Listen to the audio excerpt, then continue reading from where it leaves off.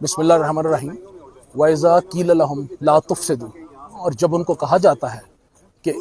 روئے زمین پہ فساد نہ پھیلاؤ تو وہ کہتے ہیں ہم فساد نہیں پھیلانے والے، ہم صلح ہیں۔ دراصل یہ فساد پھیلانے والے ہیں جو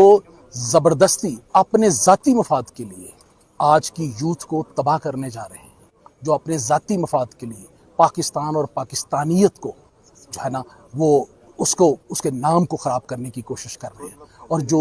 زبردستی ہماری یوتھ کو، معصوم لوگوں کو پاکستان اور پاکستانیت کے خلاف ورگلا رہے ہیں، اور جو ہماری جانوں سے کھیل رہے ہیں۔ اس سے زیادہ ان کی دہشت گردی کا ثبوت کیا ہوگا کہ انہوں نے ہمارے 3-4 لوگ شہید کیے۔ تو یہ کون سا پرامن احتجاج ہے، یہ کون سا ماڈل ہے پرامن احتجاج کا؟ اور میں بالخصوص آزاد جموں اینڈ کشمیر کی عوام کو سیلیوٹ کرتا ہوں جنہوں نے اس فتنے کو، ان شرپسندوں کو ریجیکٹ کیا، ساری سڑکیں کھلی رکھی، ان کی کال کے اوپر انہوں نے بالکل دھیان نہیں دیا، ان شرپسندوں کو انہوں نے شٹ اپ کال دی کہ ہم پاکستان کے ساتھ ہیں، ہم پاکستانیت کے ساتھ ہیں، ہم امن کے ساتھ ہیں، ہم محبت کے ساتھ ہیں، ہم بھائی چارے کے ساتھ ہیں۔ اور اگر کسی نے دیکھنا ہے تو آج دیکھ لیں، میری سپاہ ہم 4 جنازے اٹھانے کے باوجود یہ چھاتی تان کے کھڑے ہیں اور یہ سینہ تان کے کھڑے ہیں کہ ہم اس جگہ کی شرپسندوں کے خلاف اس کے ایک ایک انچ کی انشاءاللہ حفاظت کریں گے۔ یہ چند ایک ایسے لوگ ہیں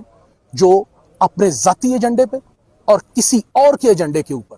آزاد کشمیر کے امن کو خراب کرنا چاہتے ہیں، آزاد کشمیر کے معصوم بچوں کو ورگلا رہے ہیں۔ ان کے اپنے کاروبار کھلے ہیں، اپنے سارے بزنس کھلے ہیں، سارے دندے کر رہے ہیں، لیکن اپنے معصوم لوگوں کو، غریب لوگوں کو ورگلا کے کہتے ہیں دکانیں بند کر دیں، جلا دیں، مارکیٹیں جلا دیں، لوگوں کی گاڑیاں چلا دیں۔ تو یہ کھلی دہشت گردی ہے، اور ہم اس علاقے کا، اس خطے کا امن، سلامتی اور سکون یہ تباہ نہیں ہونے دیں گے۔ اس کے لیے ہمیں خون کا آخری قطرہ تک بہانا پڑا تو ہم بہائیں گے انشاءاللہ۔